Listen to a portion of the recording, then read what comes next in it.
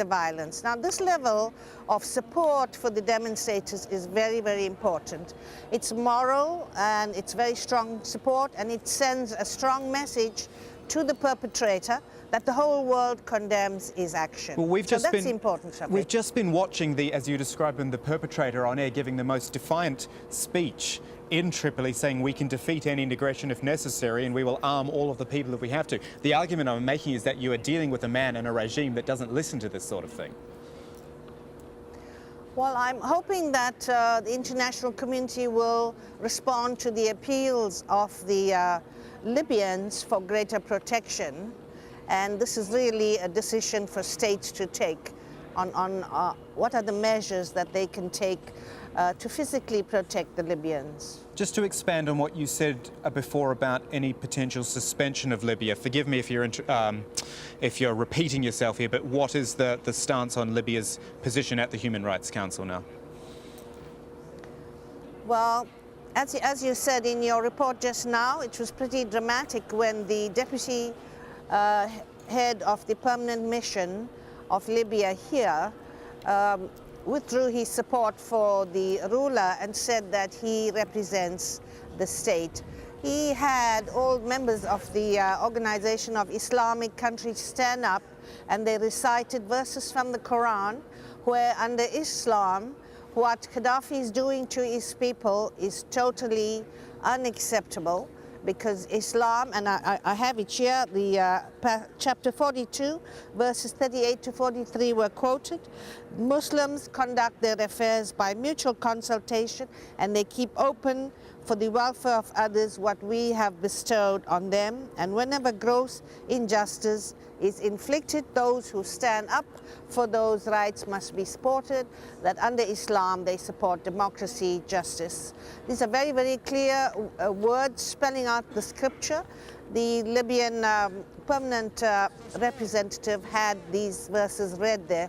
So I think that these are very strong messages to the perpetrators. So you're happy for Libya to continue in its position in Geneva now that it has effectively renounced the government and said we're with the people? Well, I think that's a legal question now. The level of his participation will now be considered by the President of the Human Rights Council.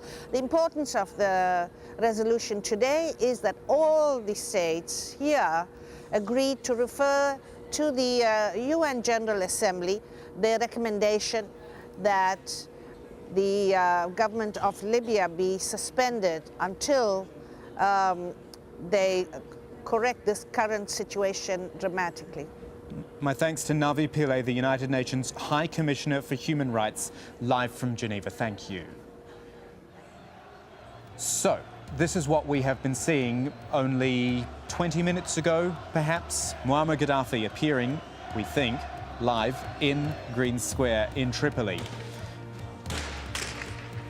He told them we can open the arms stocks to all Libyans, and at that time everything will be red. Earlier, his troops and militia opened fire on protesters in Tripoli.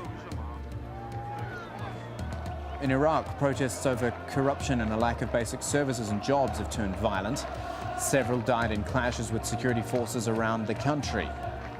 Looking at Egypt as well, where exactly a month after they started the protests which ousted President Mubarak, Egyptians are back in Liberation Square, demanding quick reforms from their military rulers, like the lifting of emergency laws.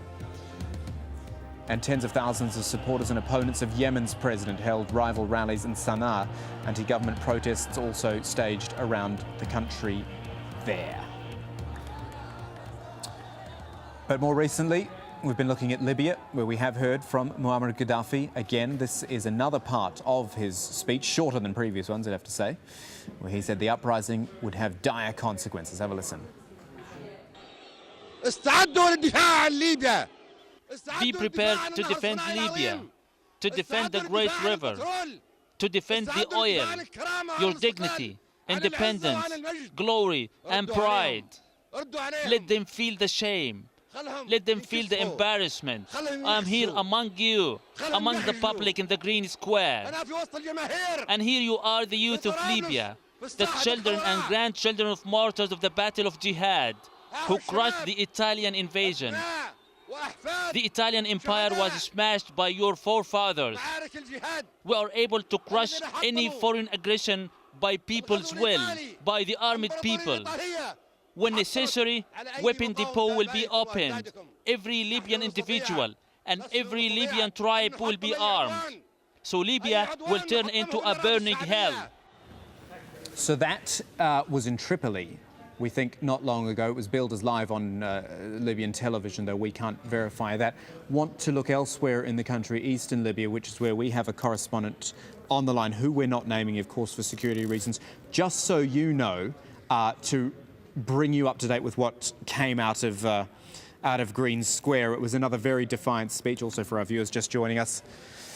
We will defeat any foreign attempts, any Italian imperialism. Muammar Gaddafi is one of you. We can defeat any aggression if necessary. At that time, we will arm all the people of Libya. So this was delivered to a big crowd, apparently, of pro-Gaddafi supporters in Tripoli. How does that contrast with what you're seeing in eastern Libya? Well, what I've seen in eastern Libya is defiance, I would say probably in the opposite direction. People actually saying that they will not fall again under the rule of Muammar Gaddafi. People saying that they will not go back to the Libya that has been in place for the past 42 years. People saying that now they want their rights and freedoms, and they're saying they're not asking for much. They're just asking for basic things that any human being should be allowed to happen. Now, they're also saying that they're ready to put up a fight. They are not scared anymore, and they will defend their rights until, if need be, they die.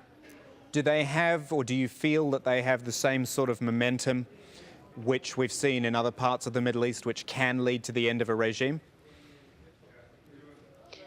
Well, here in eastern Libya, they say that they are a liberated part of Libya. Now, there was a scare over the past few days that maybe the rest of the country was not following their momentum. They do follow very closely what is happening in the West. I think they're very reassured that there are other protests in other parts of the country, and they get the impression here that Gaddafi's rule is really limited, as they see it, to Tripoli, its surroundings, and his hometown of Sirte. They do continue really to follow closely events in any city, trying to figure out which has fallen into the hand of the opposition or which is still in the hands of the government. Now, there is an asset for the people here. The army is by and large on their side. Since I've been here, I have seen on a daily basis army commanders reading statements in different towns, really in the east, telling people, we are on your side, we're not here to kill you, we are here to defend you from any kind of aggression. And when they talk about aggression, they're actually meaning the brigades, what they call the Khamis brigades, and other brigades, which are special forces, basically, that are very, very loyal to Gaddafi, that are described to me as being very sophisticated, of having very sophisticated equipment, and there are people who are basically this is the security that is basically left around Gaddafi. But from what I've seen here, really, I don't see any sort of army ready to take arms against the people. Just a reminder for viewers, these pictures coming in from Benghazi, and I don't know if you can see just on the left of the screen is a video projection on the side of that building. That is our sister channel, AlJazeera Arabic, being broadcast there for the masses of people in Benghazi. Just another question for our correspondent on the line. This was a reference you made earlier to places which fall into the control of the protesters, of the anti-government protesters. Can you paint a picture of what it means when a town falls under their control? Is there order, or is it organised chaos, if I can use that phrase? Now, I would say by and large there is order. There is a sense of responsibility among the residents that they have to take control, that they have to keep secure the residents of the area. So you do find youth committees that are manning checkpoints, that are on the road, that are at crossroads, making sure that there is no, making sure the traffic flows easily. I did speak to certain commanders who told me that there is one problem at the moment, is that about a week ago or so, when the military barracks were overrun, a lot of weapons ended up in the hands of civilians, and now they're making a serious effort to really retake all these weapons. And from what I understand, there is a lot of cooperation, especially among the youth, to collect back these weapons and give them back to the army or the other forces in the area. But I wouldn't say there is chaos at all. There is a risk of chaos, certainly, if the civilian rule doesn't come back to the streets immediately. But at the moment, really what you're seeing is solidarity and cooperation among the people, a sort of sense that they're all together in this. And at the moment, they really have to be united to sort of confront any threat, if that threat comes back to the region. Great stuff from our correspondent in eastern Libya, describing the scenes she has seen there, as opposed to what we have seen most recently in Green Square in Tripoli, where we were all surprised by the Libyan leader Muammar Gaddafi making a public appearance to address the crowds there. And this is what he told them. Be prepared to defend Libya, to defend the great river, to defend the oil, your dignity, independence, glory and pride. Let them feel the shame. Let them feel the embarrassment. I'm here among you, among the public in the Green Square. And here you are, the youth of Libya, the children and grandchildren of martyrs of the Battle of Jihad, who crushed the Italian invasion. The Italian Empire was smashed by your forefathers. We are able to crush any foreign aggression by people's will, by the armed people. When necessary, weapon depot will be opened. Every Libyan individual and every Libyan tribe will be armed. So Libya will turn into a burning hell.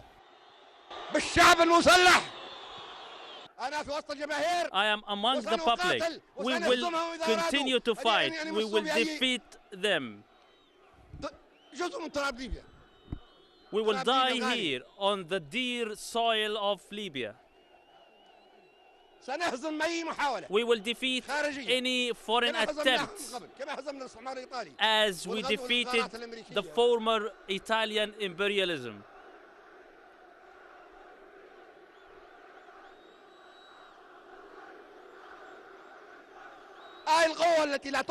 This is the formidable force, invincible force of youth. Life without dignity is worthless. Life without green banners hoisted is